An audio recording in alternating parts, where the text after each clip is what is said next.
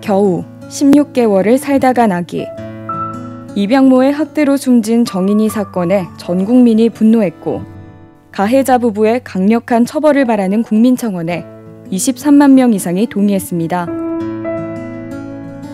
아픔 없는 곳에서 정인이가 훨훨 날 수 있도록 가해자의 책임을 밝혀 그의 합당한 처벌을 받게 하는 것이 이 땅에 남겨진 우리의 몫이 아닐까요? 정인아 미안해. 이 정인아 미안해 챌린지 굉장히 많은 분들이 하셨을 거고 정인이 때문에 마음 아파하신 분들이 굉장히 많았습니다. 근데 우리 대표님이 이 정인아 미안해 챌린지를 시작하신 분이잖아요. 그럼 이렇게 이 사건을 쭉 지켜보시면서 굉장히 답답한 부분들도 많고 생각이 엄청 많으셨을 것 같아요. 저도 너무 속상하더라고요. 16개월 애기잖아요. 요만한 애기란 말이에요.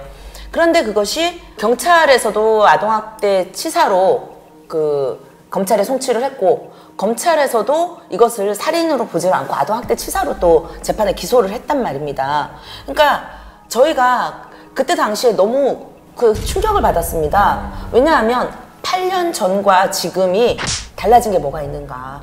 8년 전에 울산계모 사건에서도 처음에는 학대치사로 네. 기소가 됐었거든요. 네. 예. 그런데 그 아이는 만 8세였지만 얘는 16개월 애기였단 말이에요. 말도 못하는 애기인데. 예. 그래서 저희가 근조화를 서울 남부지방 검찰청과 법원에 근조화를 세우고 바람개비를 세우고 또 저희가 피켓 시위를 시작을 했습니다. 살인죄 적용을 해달라. 그리고 온라인 서명운동 시작하고 전국 서명운동을 시작을 했거든요. 그때 당시 이제 공보검사님께서 면담을 저희한테 요청을 하셔서 면담을 하면서 제가 좀 울컥해서 그런 말씀을 드렸어요. 이 아이가 부모가 없는 아이라서 쉽게 가시는 거냐, 학대치사로. 왜냐하면 살인죄를 입증하기 위해서는 고의성을 입증해야 되고 또 여러 가지 좀 힘든 과정이 있다고 해요. 한데 학대치사는 좀 비교적 쉽게 입증을 할 수 있는 거기 때문에 그렇게 하신 거냐라고까지 저희가 이제 좀 말씀을 드렸어요. 그래서 이 아이가 부모가 없는 아이가 아니라 우리가 부모가 되어주면 되지 않겠는가. 그래서 우리가 정인이 엄마 아빠다라는 피켓을 들고 나선 이유가 그것입니다. 사실 말씀하셨지만 정인이는 16개월이에요. 본인의 의견, 소견, 아픔을 이야기할 수 없다라는 거죠. 결국에는 양부의 주장 그리고 주변 정황으로만 판단할 수밖에 없기 때문에 더 문제가 아닐까 생각이 드는데 사실 객관적으로 조금 더 파악할 수 있는 정확하게 좀 들여다볼 수 있는 시스템이 필요한 건 아닌가라는 이야기는 계속 나오고 있어요. 네네. 이 부분에 대한 이야기도 좀 들어볼게요. 일단 저희는 학대 신고가 들어오면 즉각적으로 일단 분리를 해서 아이를 병원에 좀 데려갔으면 좋겠습니다.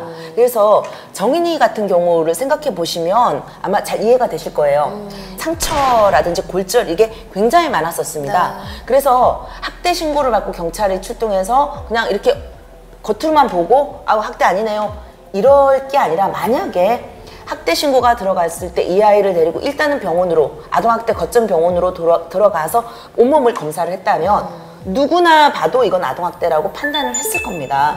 또 이 아동의 그 발달 이런 것도 좀 체크를 하시고 심리 쪽도 체크를 하신다면 좀 더 명확하게 이 아이가 학대를 당하고 있는지 아닌지를 알 수 있을 것입니다. 우리나라 나이 40 넘으면 전 국민이 무료로 2년에 한 번씩 건강검진을 해주세요. 네.